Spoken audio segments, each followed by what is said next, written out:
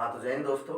आज अपन मानव का उद्भव और विकास किस प्रकार से हुआ है उसके क्रम की चर्चा करते हैं।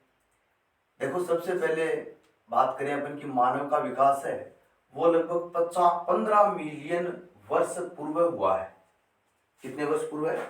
15 मिलियन वर्ष पूर्व हुआ है। मतलब आपको मैं बताऊं, लगभग 1,50,00,000 वर्ष पूर्व मानव का विकास माना गया है। मानव का विकास कपि वंश से हुआ है। कौन से वंश से हुआ है?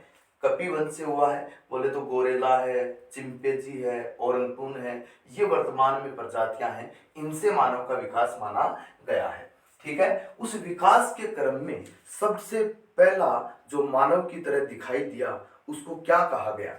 तो सबसे पहला जो मानव माना गया उसको ड्रायोपेथिकस नाम दिया गया। ये गोरिल्ला और चिंपैंजी के समान था। किसके समान था? गोरिल्ला और चिंपैंजी के समान था। ठीक है, इसमें इतना ही याद रखना आपको। दूसरा जो मानव का ड्रायोपेथिकस से बाद में किसका विकास हुआ? रामापेथिकस का विकास हुआ। किसका हुआ? रामापेथिकस का विकास हुआ। रामापेथिकस था वो मानव के समान चलता था, मतलब खड़ा होकर चलने की उसमें क्षमता थी। और इथोपिया और तंजानिया ये जगह है, ये कुछ क्या है? स्थान है। इन स्थानों पर मिले जीवाश्म से ये खोजा गया है। कौन सा? रामापेथिकस। अब की बार इनको ध्यान से पढ़ लेना, दोनों नामों को। इनमें से क्वेश्चन आने की संभावना है। कौन से है? इथोपिया और तंजानिया क्षेत्र है, वहां मिले जीवाश्मों के आधार पर माना गया कि रामापेथिकस मानव का विकास हुआ है। रामापेथिकस से बाद में ऑस्ट्रेलोपेथिकस मानव का विकास हुआ है। और ऑस्ट्रेलोपेथिकस को कहाँ खोजा गया है? पूर्वी अफ्रीका महाद्वीप में खोजा गया। ये प्रश्न आ चुका है पहले।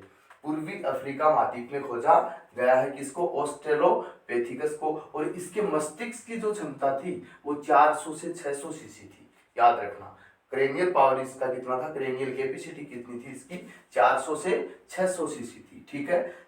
चौथा जो मानव ऑस्ट्रेलोपेथिकस से किसका विकास हुआ? होमो हेबिलस का विकास हुआ।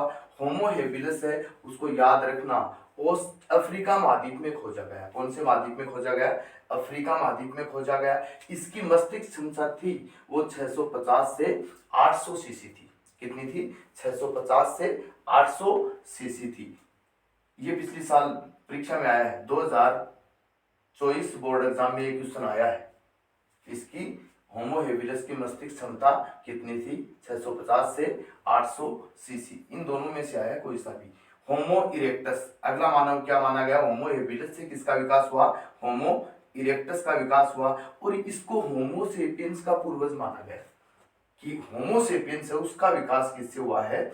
होमो इरेक्टस से हुआ। इसलिए इसका वंश है ना वो सेम है दोनों का, यहां से वंश चालू हुआ है। चलो, और जो होमो इरेक्टस है इसके मस्तिष्क की जो क्षमता है वो 900 से 1000 सीसी है। ठीक है। होमो इरेक्टस से निएंडरथल मानव का विकास हुआ और इसको पूर्वी एशिया महाद्वीप में खोजा गया। कहाँ खोजा गया?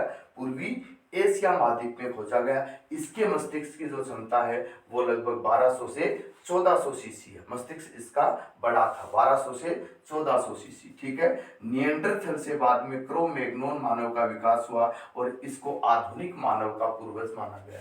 आज का जो मानव है होमो सेपियंस उसका पूर्वज इसको माना गया। इसके मस्तिष्क की जो क्षमता थी वो क्या थी? 1650 सीसी थी। ठीक है। और क्रो-मैग्नोन से होमो सेपियंस मानव का विकास हुआ और होमो सेपियंस को सबसे पहले याद रखना अफ्रीका महाद्वीप में खोजा गया है।